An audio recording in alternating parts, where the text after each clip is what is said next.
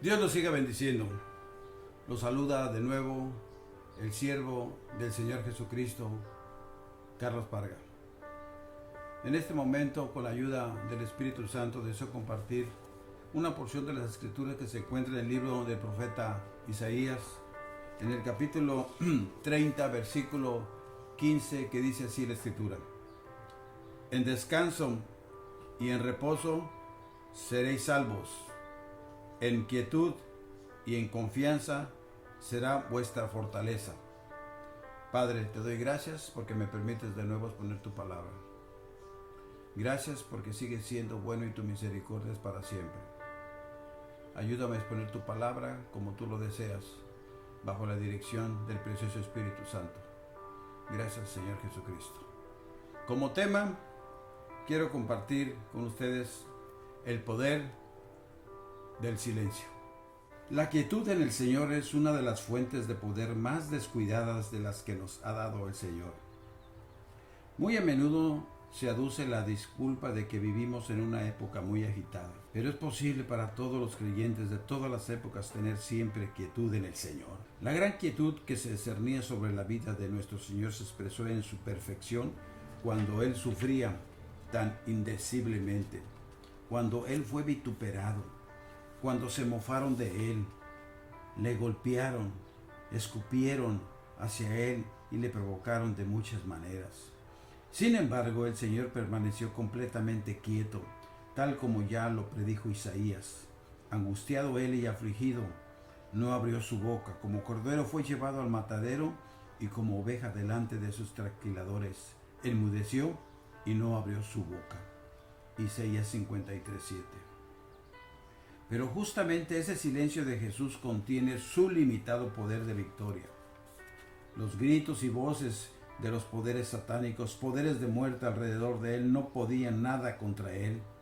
Al contrario, varias veces leemos en los evangelios, mas Jesús callaba.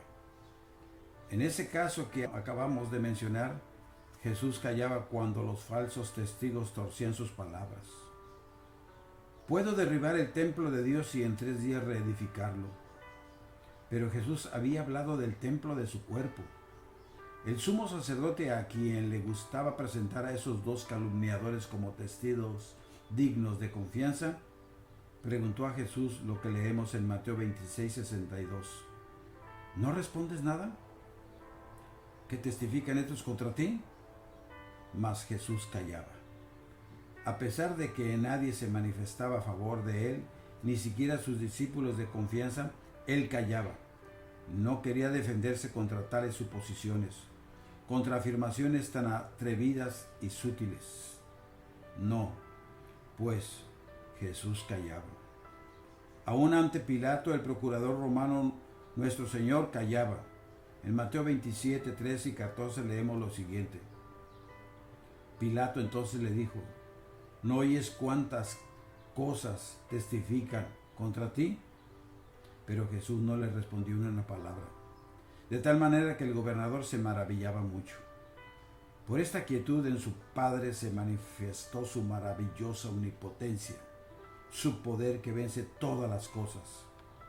Si amamos al Señor de todo corazón y le servimos, Él nos llevará por el mismo camino en que andaba Él. ¿No respondes nada a los que testifican esos contra ti? ¿No oíste que ese o aquel dice contra ti? ¿No leíste aquella carta? ¿Y no te defiendes? Como les hubiera gustado a los acusadores de Jesucristo lograr que Él mismo se defendiera y justificase. Pedro lo describe en palabras muy ilustrativas, exhortándonos.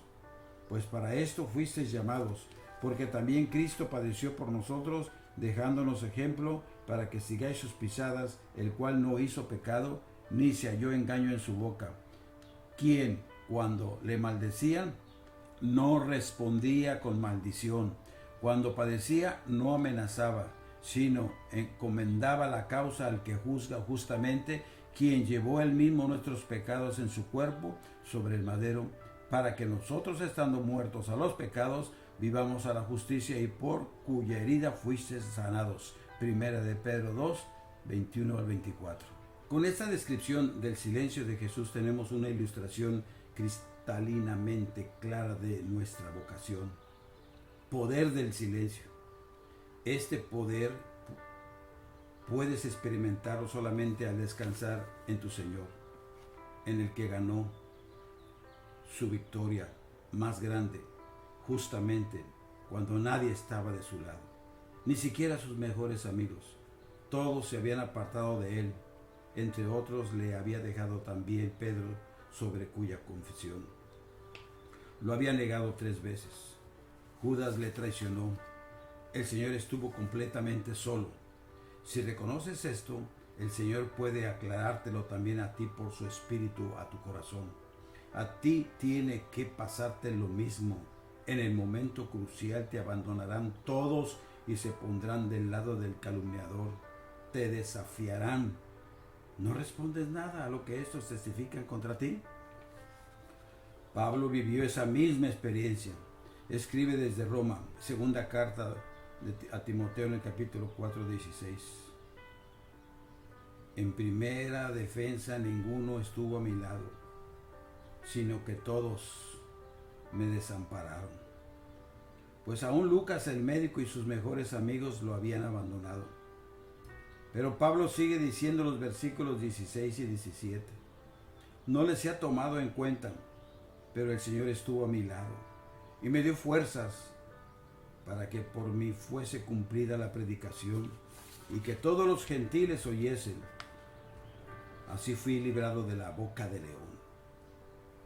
Preguntémonos concretamente, ¿por qué fortalecía el Señor a Pablo, quien estaba frente al sangriento emperador romano Nerón, para dar testimonio de Cristo? ¿Le fortaleció el Señor porque él estaba abandonado por todos? No. El Señor fortaleció a Pablo porque él le honraba y permanecía quieto en su Señor. Uno tiene que imaginarse cómo Pablo estuvo en la sala del palacio del emperador Nerón. Tal vez miraba si estaban presentes algunos de sus amigos para fortalecerle, pero no había nadie presente. Entonces se habría dicho a sí mismo, el Señor peleará por mí y yo estaré tranquilo. Y así hasta el día de hoy, los acusados con mayor frecuencia son los tranquilos de la tierra.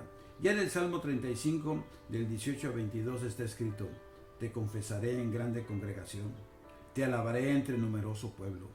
No se alegren de mí los que sin causa son mis enemigos, ni los que me aborrecen sin causa guiñen el ojo, porque no hablan paz, y contra los mansos de la tierra piensan palabras engañosas. Ensancharon contra mí su boca, dijeron, Ea, nuestros ojos lo han visto, tú lo has visto, oh Jehová, no calles, Señor, no te alejes de mí. Tal vez tengas ahora una idea de cuán peligroso puede ser el no estar quieto en Jesús. Pues si no lo practicas, no recibes ayuda ni apoyo. Si quieres defenderte con tu propia boca, te verás envuelto en un lío cada vez más grande de cosas oscuras, ya que está escrito en Proverbios 10:19, en las muchas palabras no falta pecado. Donde falta ese silencio interior, falta todo. Entonces tampoco puedes orar de todo corazón, así como lo practicaba el salmista en el Salmo 62:1. En Dios solamente está acallada mi alma, de Él viene mi salvación. El que no puede estar quieto carece de comprensión de la Escritura. No comprende, por ejemplo, lo escrito en Proverbios 11:12. El que carece de entendimiento menosprecia a su prójimo, mas el hombre prudente calla. Puede ser que tales personas sean creyentes, pero viven en un permanente crisis. Tienen una manía de hablar, por supuesto, no con todos, sino donde hay oídos dispuestos a recibir sus palabras. Personas que llevan esa clase de vida no conocen a Dios por no estar quietos. Andan en tinieblas y no saben lo que hablan. Está escrito muy inequívocamente en el Salmo 46:10. Estad quietos y conoced que yo soy Dios. A menudo una tal persona sigue orando, pero ya no está vigilante y no ora con sinceridad. La oración pura procede del silencio interior ante Dios, de un corazón sin ambigüedad, de un corazón no dividido. Job testifica con respecto a sí mismo en el capítulo 16, versículo 17, y de haber sido mi oración pura. Esta oración sin ambigüedad es fruto de la obra del Espíritu Santo. Hoy oran mucho, pero oran teniendo el corazón dividido, una lengua que calumnia, un espíritu contaminado por odio e irreconciliación, un espíritu dividido.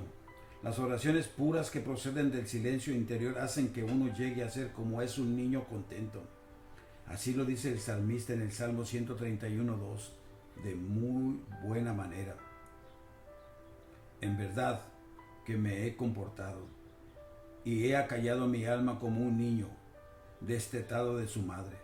Como un niño destetado está mi alma.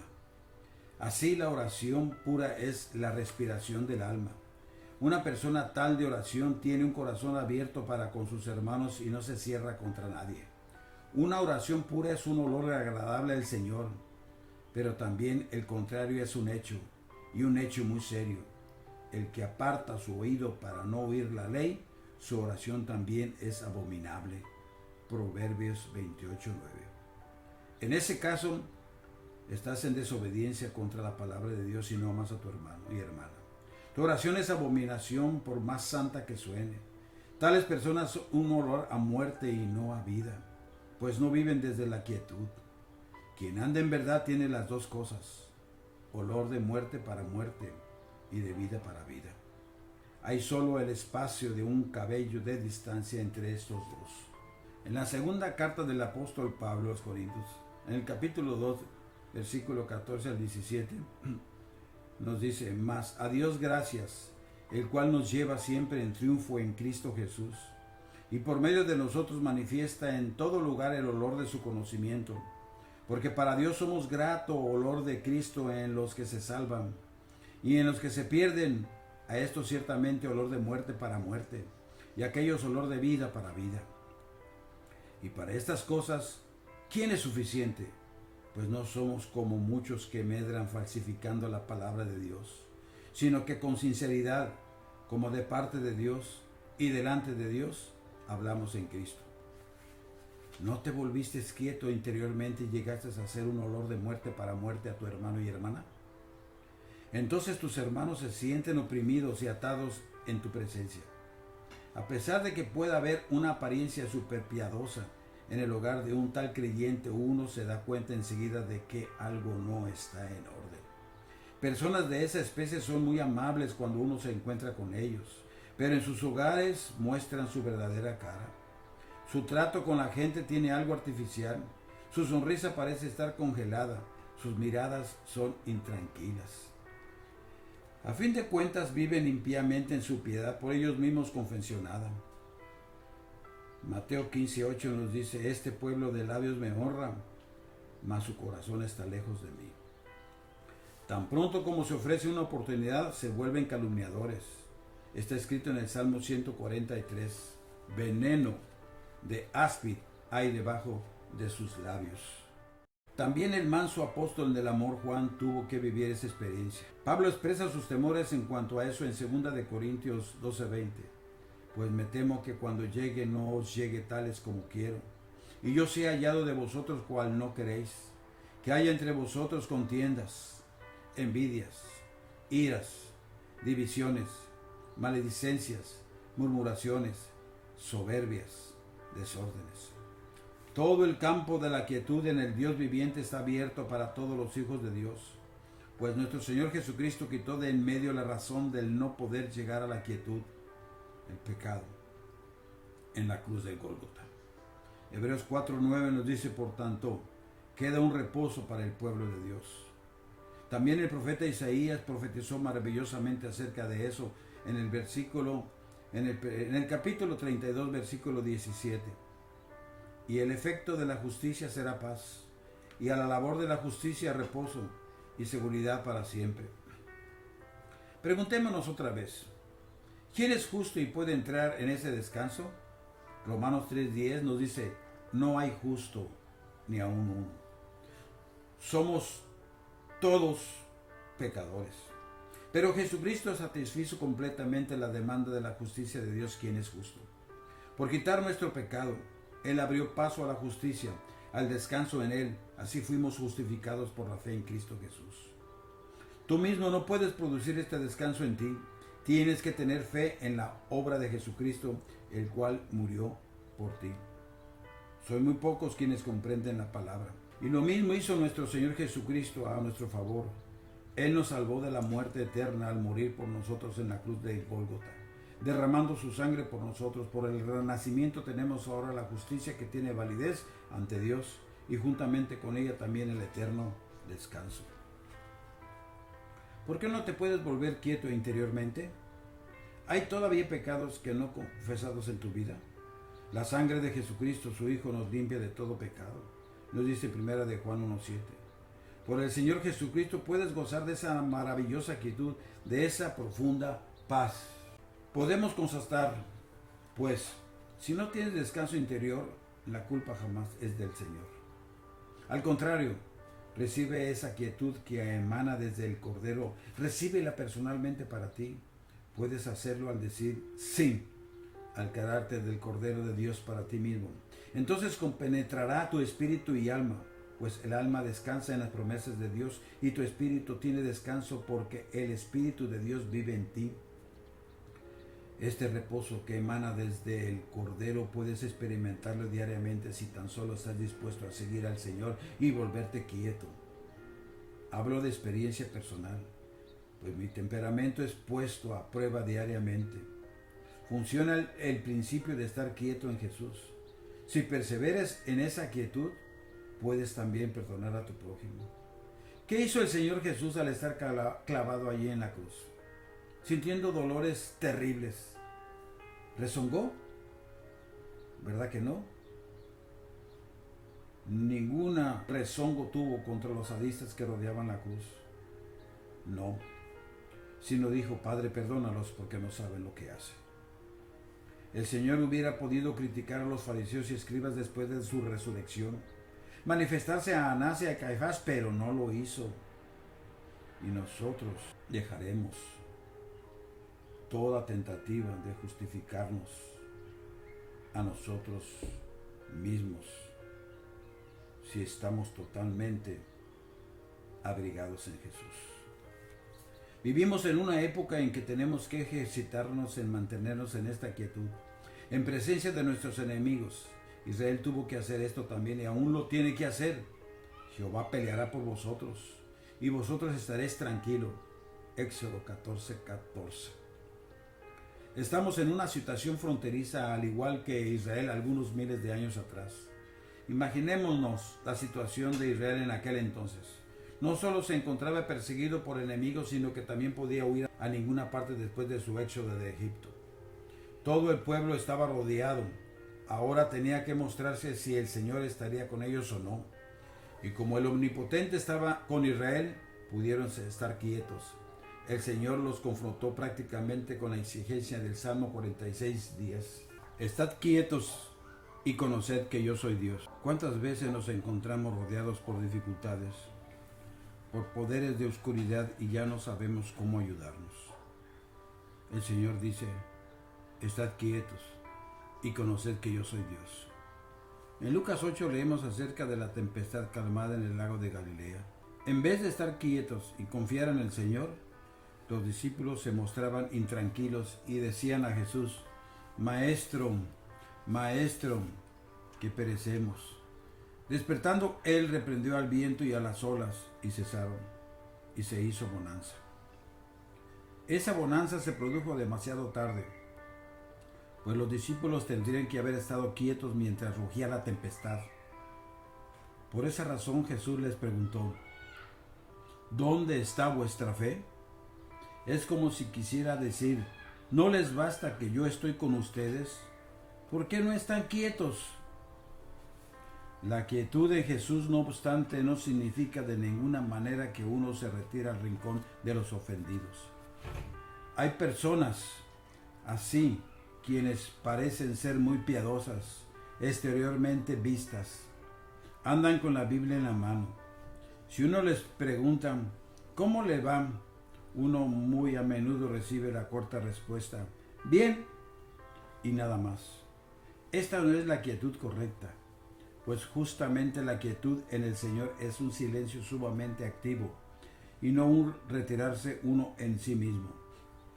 Tampoco es un silencio preeminente en el trato con los prójimos, pero justamente ese silencio oprimiente es el modo de ser predilecto de los carnalmente piadosos.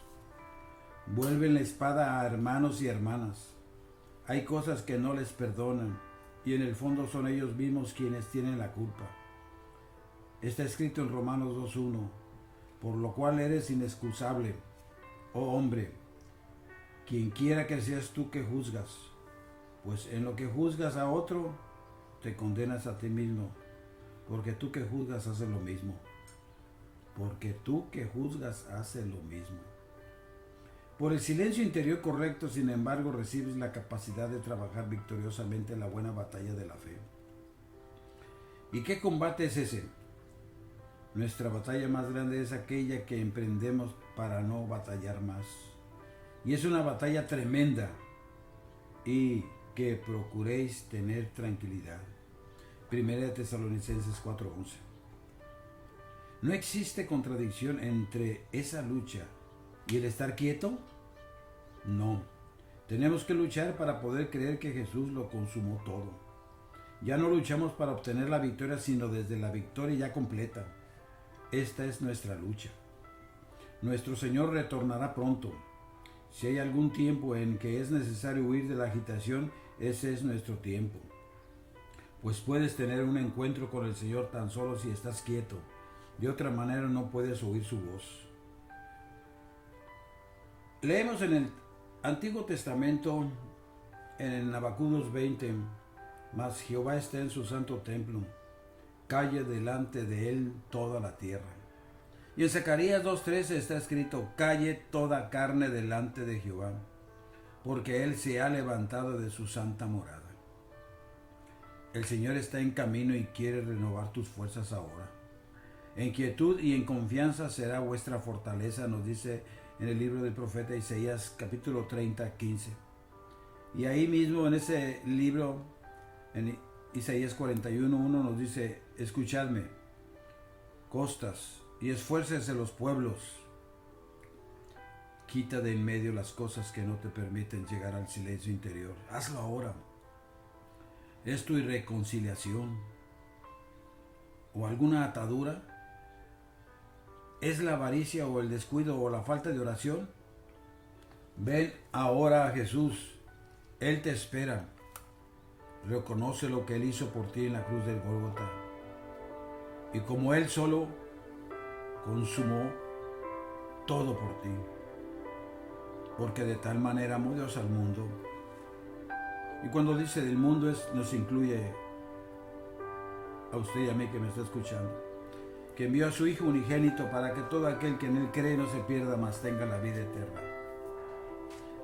Haz conmigo esta oración y dile así, Señor Jesús, reconozco que te necesito. Y sé que eres un Dios perdonador y por eso en este momento te pido que me perdones y acéptame como tu Hijo. Tú dices en tu palabra, el que viene a mí no lo echas fuera.